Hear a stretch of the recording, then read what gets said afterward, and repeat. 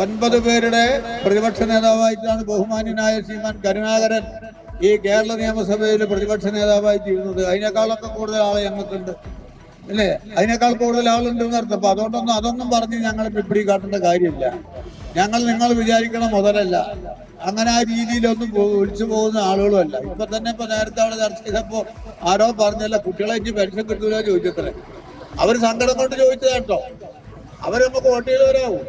കാരണം ഈ വിവരമില്ലാത്ത കുറച്ചാൾ അപ്പുറത്ത് വോട്ട് ചെയ്ത് അതുകൊണ്ട് ഗവൺമെന്റ് മാറി ആ കുട്ടികളെ ഇനി പെൻഷൻ കിട്ടുമോ എന്ന് ചോദിക്കുന്ന രീതിയിലേക്ക് നമ്മുടെ നാട് നീങ്ങി പോവാണെന്ന് അർത്ഥം.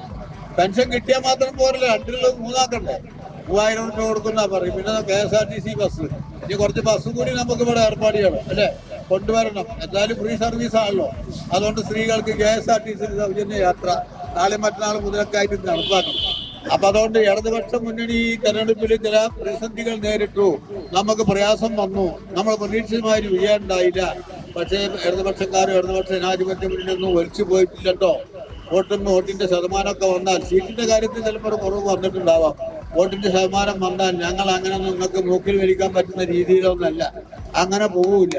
അതുകൊണ്ട് ഷൊർണൂർ അസംബ്ലി മണ്ഡലം അത് പറഞ്ഞു, ഷൊർണൂർ ഞങ്ങൾ വിജയിക്കുന്നതാണ് ഒരു പ്രസ്താവന നാൾ കേട്ടത്. ഞാൻ ബഹുമാനായ നമ്മുടെ എതിർ സ്ഥാനാർത്ഥിയെ സംബന്ധിച്ച് പറയുന്നതല്ല. അത് തെരഞ്ഞെടുപ്പ് കാലത്ത് ആരും തോൽക്കുന്നു അറിയില്ലോ, തെരഞ്ഞെടുപ്പ് കാലത്ത് ആരെങ്കിലും ഞങ്ങൾ തോൽക്കാനോ മത്സരിക്കുന്നു അറിയില്ല. അതാണ് അദ്ദേഹത്തെ സംബന്ധിച്ച് പറയില്ല. പക്ഷെ അദ്ദേഹത്തിന് വേണ്ടി ഒക്കാലത്ത് എടുത്തിട്ട് കുറെ ആളുകൾ സംസാരിക്കുന്നത് കേട്ടു. എന്തായാലും തന്നെ ഇപ്പൊ ഷൊർണൂർ ഞങ്ങൾ പിടിക്കും, ഷൊർണൂർ ഞങ്ങൾ ആനാക്കും ജനാക്കും എന്നൊക്കെ ശ്രമമൊക്കെ നടത്തിയിട്ടുണ്ടാവാം. പക്ഷെ നിങ്ങളൊന്നും കൂട്ടിയാൽ പറ്റില്ല മക്കളെ. മുതലതല്ല, ആ സൈസല്ല ഈ ഷൊർണൂർ, മനസ്സിലായില്ലേ? ജനങ്ങൾക്ക് നല്ല ബോധ്യമുണ്ട്. അതുകൊണ്ട് താൽക്കാലികമായി നിങ്ങൾക്ക് തെരഞ്ഞെടുപ്പിൽ വിജയം ഉണ്ടാക്കാൻ കഴിഞ്ഞെങ്കിലും ഇടതുപക്ഷ ജനാധിപത്യ മുന്നണിയും ഗവൺമെന്റ് ജനങ്ങൾക്കൊപ്പം നിന്നുകൊണ്ട് ഭരണം നടത്തി ജനക്ഷേമകരമായ വികസനപരമായ പദ്ധതികൾ നടപ്പിലാക്കി കാണിച്ചു കൊടുത്ത 10 കൊല്ലത്തെ അനുഭവമുള്ള ആളുകൾ നിങ്ങളെ ഒന്നും വെറുതെ ഇരിക്കാൻ സമ്മതിക്കൂല എന്നാണ്. അതുകൊണ്ട് ഭരണത്തിൽ വരിക, മന്ത്രിയാവുക, മുഖ്യമന്ത്രിയാവുക, അതിന് തർക്കം കൂടുക, അതിന് തല്ലുകൂടുക, നാളെ മുതലെന്നപ്പോ തുടങ്ങി ആരെ മന്ത്രിയാവണം എന്നൊക്കെ ആ കാര്യത്തെപ്പറ്റി പറയുന്നു.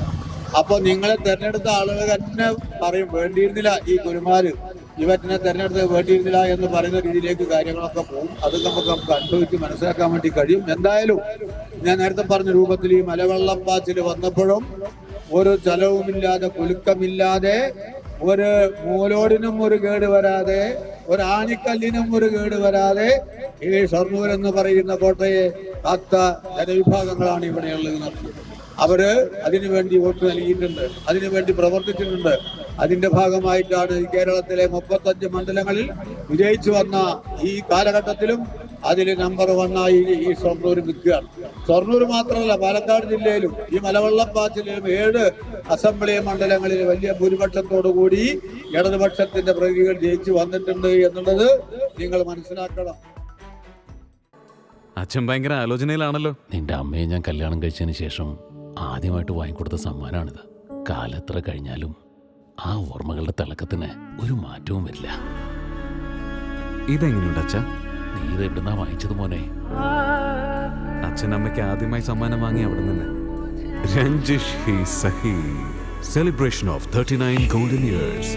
ആഭരണങ്ങൾ ആഘോഷമാകട്ടെ. MA sons gold and diamonds, Cherpulassery.